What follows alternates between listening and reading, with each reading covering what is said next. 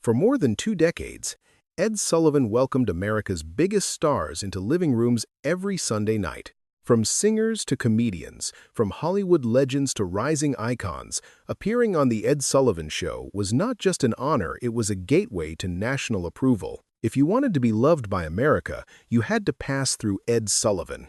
On camera, Sullivan was famously stiff, awkward, almost cold. His introductions were precise, his posture controlled, his professionalism unquestioned. But behind the curtains of CBS Studio 50, something very different was happening. Before the cameras rolled, before the smiles were required, Ed Sullivan watched carefully, and what he saw stayed with him. Sullivan was not shocked by eccentricity. He understood ego. He tolerated difficult personalities. What he could not tolerate was something else entirely: the way certain performers treated people who had no power. Stagehands, assistants, young performers, women, black artists. The people who could not fight back, could not complain, and could not afford to be noticed. Over the years, Sullivan quietly formed a mental list, not of divas, not of troublemakers, but of people he believed were genuinely destructive human beings: abusers, bullies, racists, predators. Individuals whose public image was carefully polished, while their private behavior revealed something far darker. Most of these truths were never spoken aloud at the time. Some only emerged decades later. Others were whispered among crews, protected by silence, buried under ratings and profit. The industry often knew, the audience rarely did. Ed Sullivan could not arrest anyone. He could not expose them publicly. He was not a studio head or a judge. What he could do was much quieter and much rarer. He could refuse warmth. He could limit invitations. He could draw a line in how people were treated inside his theater. These are not stories about scandals. They are stories about power and what it reveals. About how fame does not create character, but protects it. And about one man, standing at the center of American television, who refused to look away when the masks slipped. Number 1. Bing Crosby. Bing Crosby was the voice of Christmas. For generations, his warm baritone filled American homes with images of family, safety, and tradition. White Christmas became the best-selling single of all time, not just because of melody, but because Crosby's voice felt trustworthy. He sounded like comfort. He sounded like home. To the public, Bing Crosby embodied everything wholesome about American life. Behind that image, according to his own son, existed something far darker. In 1983, years after Bing Crosby's death, his eldest son, Gary Crosby, published a memoir titled Going My Own Way. What the book revealed shattered the image America had protected for decades. Gary did not describe an occasional strict father or outdated discipline. He described systematic physical and emotional abuse that defined his childhood. Beatings with leather belts until skin broke.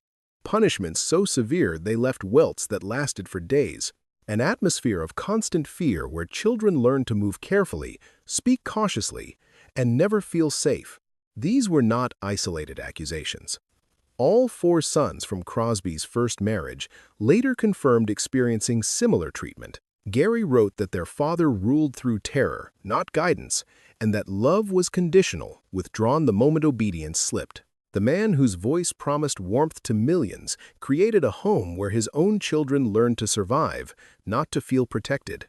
The memoir also revealed Crosby's racism inside the home, slurs spoken casually, attitudes his children were expected to accept as normal. The voice that sang about white Christmases, Gary wrote, had very specific ideas about keeping things white in other contexts as well. What makes Bing Crosby's story especially disturbing is not only the severity of the abuse, but the timing of its exposure.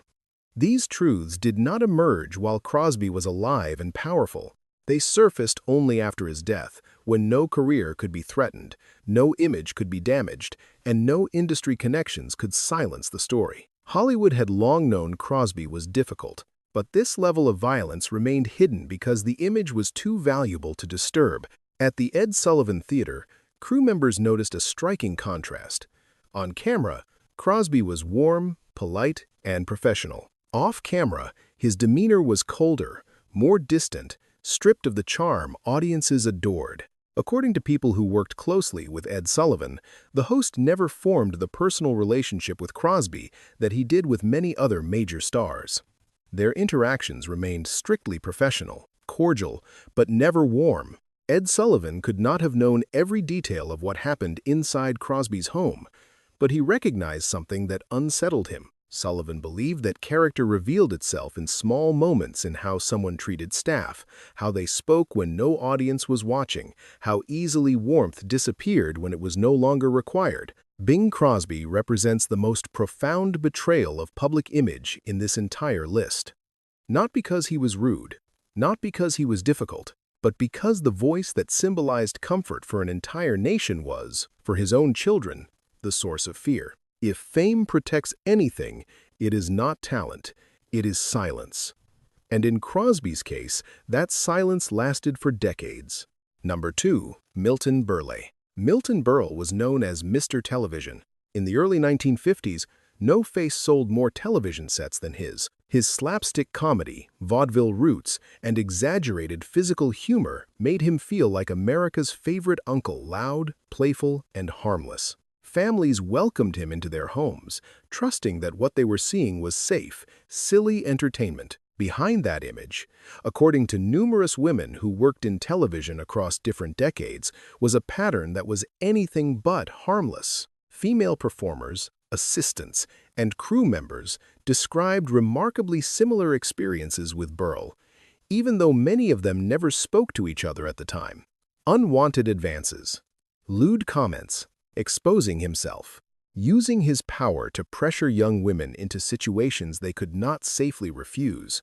The stories were not isolated, and they did not change over time. They followed him throughout his career, repeating with chilling consistency. What made Berle's behavior especially disturbing was not only what he did, but how openly it was known inside the industry. Women warned each other when he was booked. Female crew members requested reassignment. Production teams quietly arranged for women to work in pairs, never alone around him.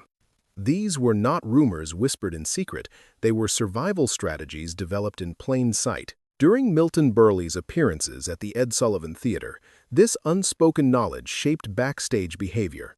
Female staff learned to protect themselves while maintaining the illusion of professionalism on camera. Sullivan's producers faced a constant dilemma. Berle was ratings gold. His presence brought audiences, advertisers, and network approval, but those same bookings placed women working on the show at risk. Ed Sullivan could not publicly accuse Berle. There was no mechanism for that in the era. Sexual misconduct was not discussed openly, and powerful men were rarely challenged. What Sullivan could do was limit exposure. As Berle's prominence began to fade in the 1960s and 1970s, his bookings on The Ed Sullivan Show noticeably declined. Not abruptly, quietly, strategically. This was the kind of judgment Sullivan specialized in. No speeches, no public condemnation, just fewer invitations, stricter boundaries, and an unspoken understanding that certain behavior would not be rewarded indefinitely. What makes Milton Berle's case especially unsettling is the conspiracy of silence that protected him. Everyone in television knew, yet nothing changed while he remained profitable. The women who were harmed carried the consequences. The industry carried on. Berle represents a form of evil that does not rely on rage or violence, but on entitlement and protection. A man who used his reputation as safe entertainment to hide predatory behavior, confident that the system would look away, and for decades, it did. Number 3. Frank Sinatra. Frank Sinatra was more than a singer. He was Old Blue Eyes, the chairman of the board, a man whose voice defined an era and whose presence commanded rooms. Sinatra embodied a particular version of American power: confidence without apology, success without limits, and influence that reached far beyond the stage. To the public, he was cool elegance made flesh. Behind that image, according to those who worked near him, was something far more dangerous. Sinatra's temper was not theatrical.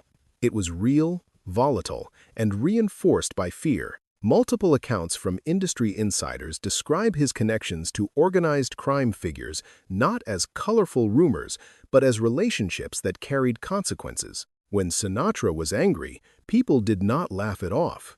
They stepped back. They stayed silent. The most infamous incident witnessed by Ed Sullivan's staff occurred during a 1970s appearance at the Ed Sullivan Theater. As was standard procedure, a floor manager approached Sinatra with a routine 3-minute warning before airtime.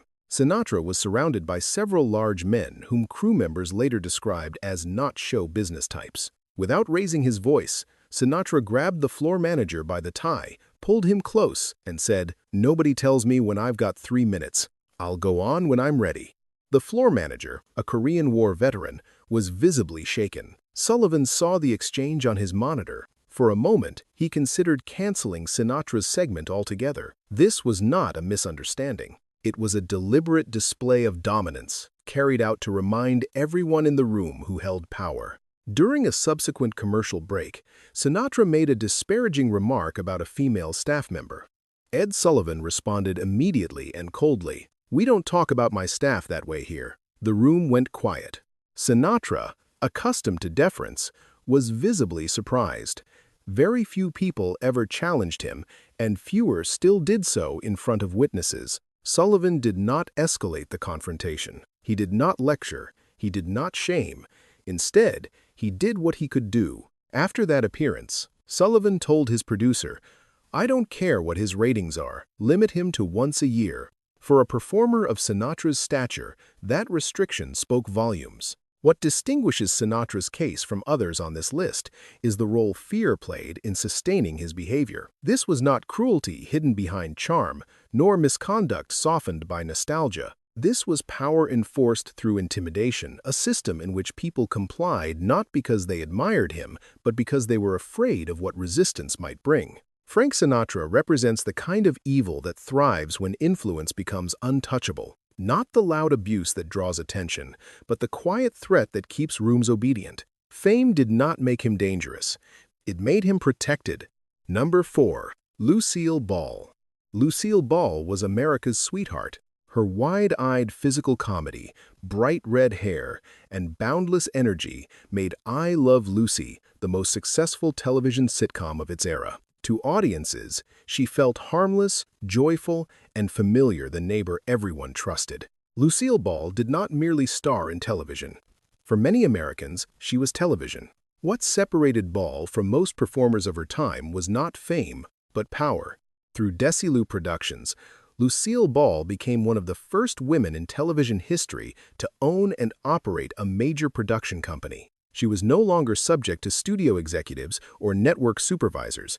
Casting decisions, hiring, creative direction, all ultimately flowed through her. In an industry where most performers answered to someone else, Ball answered only to herself. According to former employees and people who worked on the Lucy shows, that power quietly shaped who appeared on American television. Throughout the original run of I Love Lucy, the series remained almost entirely white, even as television elsewhere slowly began to change. Former staff members described situations in which casting suggestions involving black performers, including non-speaking background roles, were raised and then rejected at the highest level. What troubled Ed Sullivan was not simply the outcome, but the absence of constraint behind it. Ball was not operating under threat.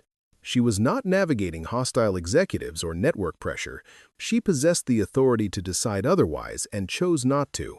During Lucille Ball's appearances at the Ed Sullivan Theater, crew members noticed a distinct divide between her public warmth and her private priorities. On camera, she was gracious, charming, and effortlessly likable. Off camera, her attention narrowed. It focused on people who could protect her position, advance her projects, or reinforce her control. This was not cruelty expressed through anger or intimidation. It was quieter than that, administrative, deliberate, and effective. Ed Sullivan had spent years pushing against network resistance to feature black performers on his program. He understood the limitations of the system because he fought them constantly. That understanding is precisely why Ball's choices unsettled him. She operated beyond many of those limitations and still practiced exclusion. Sullivan did not confront Ball publicly. He did not accuse her on air. Instead, he responded in the only way available to him. According to crew recollections, Sullivan avoided booking Ball on episodes that featured black performers. Professional courtesy remained intact. Personal warmth did not. Lucille Ball represents a form of harm that does not announce itself loudly. It does not shout, threaten, or explode. It reshapes opportunity quietly behind contracts, schedules, and decisions that leave no single moment to point to, only decades of absence. Her legacy as a pioneer of television comedy remains undeniable. But alongside it exists another truth. When granted unprecedented power, she used it in ways that shaped who was allowed to belong on American television and who was not. Number 5. Jerry Lewis. Jerry Lewis was the face of compassion on American television. For decades, he stood at the center of the Muscular Dystrophy Association telethons, crying openly, calling disabled children "my kids," and presenting himself as a tireless advocate for those who needed protection most. To the public, Lewis was not just a comedian. He was a moral figure, proof that fame could be generous, emotional, and selfless. Behind the cameras, according to dozens of people who worked for him, existed a very different reality.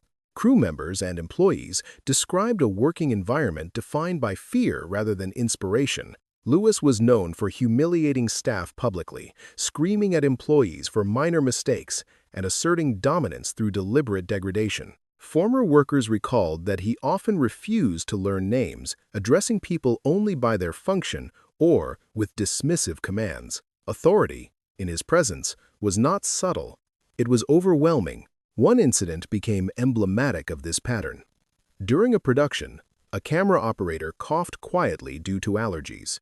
Lewis stopped everything. He launched into a tirade, calling the operator unprofessional and incompetent, demanding his removal. The point was not correction. It was control, a reminder of who held power and how easily it could be exercised. What disturbed Ed Sullivan was not simply that Lewis was difficult. Sullivan had dealt with difficult performers for years. What unsettled him was the contrast. The same man who cried on national television about loving children treated the adults working for him as expendable, interchangeable, and beneath consideration. During Jerry Lewis's appearances at the Ed Sullivan Theater, that imbalance became visible. Lewis interrupted segments, spoke over Sullivan, and at one point reached across during a broadcast to adjust Sullivan's tie without permission, a calculated violation of personal space meant to signal dominance. It was subtle enough to pass unnoticed by viewers, but unmistakable to those on stage. Sullivan did not explode. He did not retaliate publicly, but the judgment was made. After Lewis's final appearance, Sullivan's successor implemented an informal policy. Jerry Lewis would not be invited back. He joined a very small group of performers, effectively barred, not for ratings, not for talent, but for how they treated people without power. Jerry Lewis represents cruelty disguised as benevolence, not anger out of control, but humiliation used as a tool. A man celebrated for charity who, in private, ruled through fear. Fame did not expose this contradiction. It concealed it for years. Number 6. Bob Hope. Bob Hope was America's comedian. For generations, his name was synonymous with patriotism, sacrifice, and service. Through countless USO tours, he brought laughter to American troops stationed across the world. His image was tireless, generous, and selfless, a performer who gave his time freely to those who served. That public image, according to people who worked closely on his tours and productions, concealed a far more calculated reality.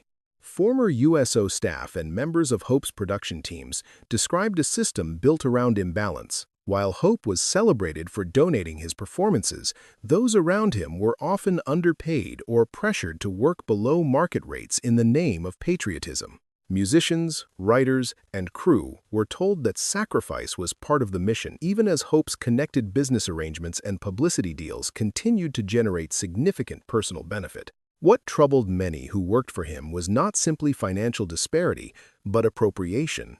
Writers documented patterns in which their material was absorbed into Hope's act without proper credit or compensation. The power dynamic made resistance nearly impossible.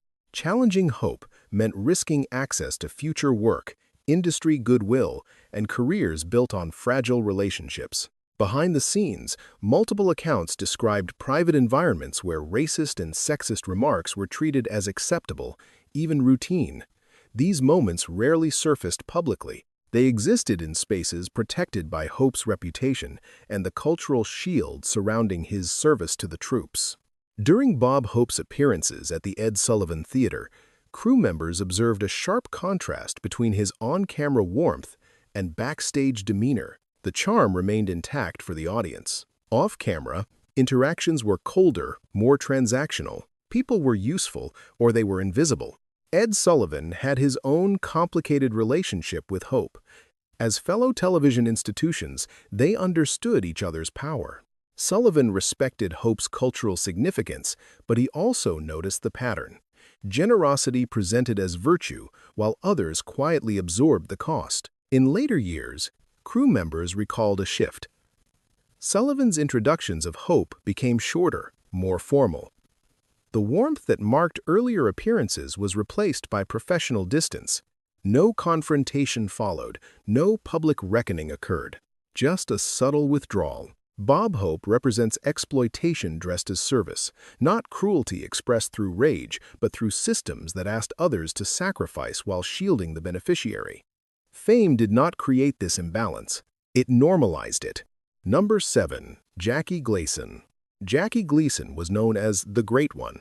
His portrayal of Ralph Cramden on The Honeymooners made him one of the earliest icons of American television. Audiences loved the bluster, the exaggerated threats, the working-class bravado that always ended in laughter. On screen, Gleason's anger was comedy-loud, theatrical, and ultimately harmless. Off-screen, according to people who worked with him, it was anything but. Crew members from multiple productions described Gleason as unpredictable and explosive. His temper could ignite without warning, turning ordinary moments into scenes of fear. Former Honeymooners staff recalled incidents where props were hurled across sets, furniture overturned, and technicians screamed at with such intensity that people physically shook. This was not performative rage. It was real, and it was directed at people who had no protection. What made Gleason particularly difficult was inconsistency. He could be warm and generous one moment, then terrifying the next. That unpredictability created an atmosphere where everyone walked on eggshells, never knowing which version of Gleason would appear. Work became less about creativity and more about survival. During Jackie Gleason's appearances at the Ed Sullivan Theater, this reputation preceded him. Crew members prepared differently when he was booked. Extra staff were assigned. Veteran technicians accustomed to handling volatile personalities were scheduled. These were quiet adjustments, invisible to the audience, but understood by everyone backstage. One incident left a lasting impression. After a backstage outburst that reduced a young production assistant to tears, Ed Sullivan intervened directly. Unlike his usual restraint, Sullivan placed a call to Gleason himself. The message was simple and firm. The behavior would not continue in his theater. Subsequent appearances were noticeably more controlled. Gleason did not become gentle, but he became careful. The outbursts subsided not because the temper disappeared, but because boundaries had been enforced. Jackie Gleason represents a form of harm driven by unchecked volatility, not calculated cruelty and not quiet exclusion, but raw anger allowed to roam freely because talent made it tolerable. The industry learned to manage it rather than stop it. What distinguishes Sullivan's response is not that he reformed Gleason, but that he refused to normalize the fear. In a business that often absorbed abuse as the price of brilliance, Sullivan drew a line and insisted it be respected. Number 8. Dean Martin. Dean Martin built his reputation on ease. Where others burned hot or demanded attention, Martin drifted. His charm felt effortless, his humor unforced, his voice calm and untroubled. As a central member of the Rat Pack alongside Frank Sinatra and Sammy Davis Jr., he embodied a particular fantasy, a man so relaxed that nothing could touch him. But according to those who worked around him, that distance was not harmless. It was deliberate. Martin's defining characteristic was not kindness nor cruelty, but disengagement. Multiple accounts from people within the Rat Pack's orbit describe a consistent pattern. When situations became uncomfortable, when tempers flared, when power was abused, Dean Martin chose absence. He stepped away. He looked elsewhere. He let others handle it or suffer it. This pattern mattered because Martin was not powerless. He was not a newcomer. He was not dependent. His fame insulated him. His friendship with Sinatra gave him access. His popularity gave him leverage. And yet, when Sinatra intimidated staff, when racial insults were directed at Sammy Davis Jr., when backstage behavior crossed lines that everyone recognized, Martin remained silent. Crew members at the Ed Sullivan Theater noticed this immediately. During tapings where tensions rose or another performer became abusive, Martin did not intervene. He did not calm situations. He did not redirect behavior. Instead, he vanished from the room. One producer recalled that Martin would often excuse himself at the first sign of conflict, leaving crew members and junior staff to absorb the fallout alone. To Ed Sullivan, this was not neutrality. Sullivan believed there was a difference between lacking power and refusing to use it. He understood fear. He understood hierarchy.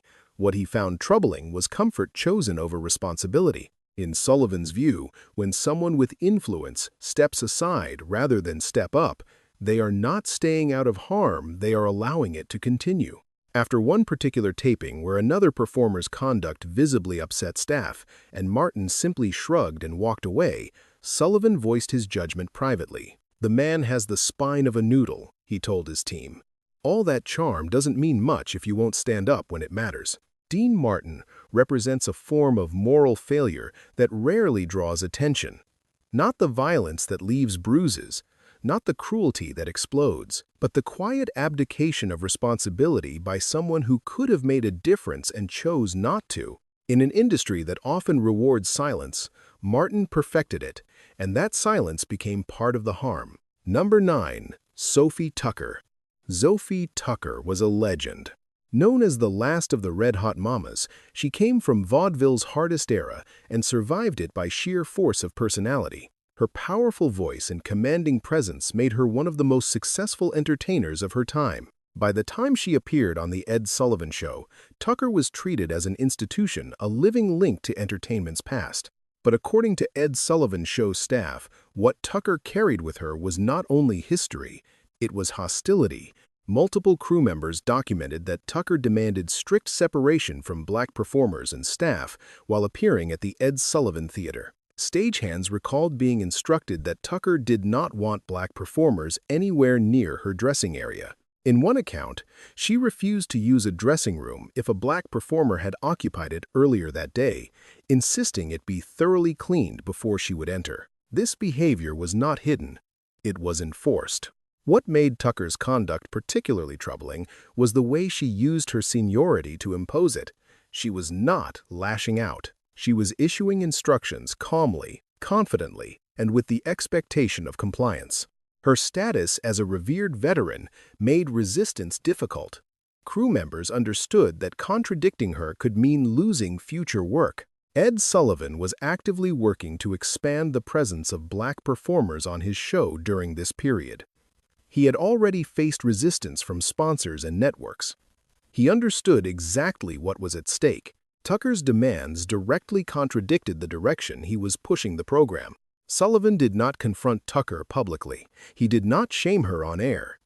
Instead, he adjusted. Crew members noted that Sullivan's introductions of Tucker were unusually brief, stripped of the warmth he typically reserved for legacy performers. After her final appearance in the early 1960s, Sullivan reportedly told his producer that while he respected her contributions to entertainment, he would not invite her back. Sophie Tucker represents a form of harm rooted in generational entitlement, not ignorance and not confusion, but the expectation that the world should remain frozen in the version that once favored her. As culture began to shift, she did not adapt.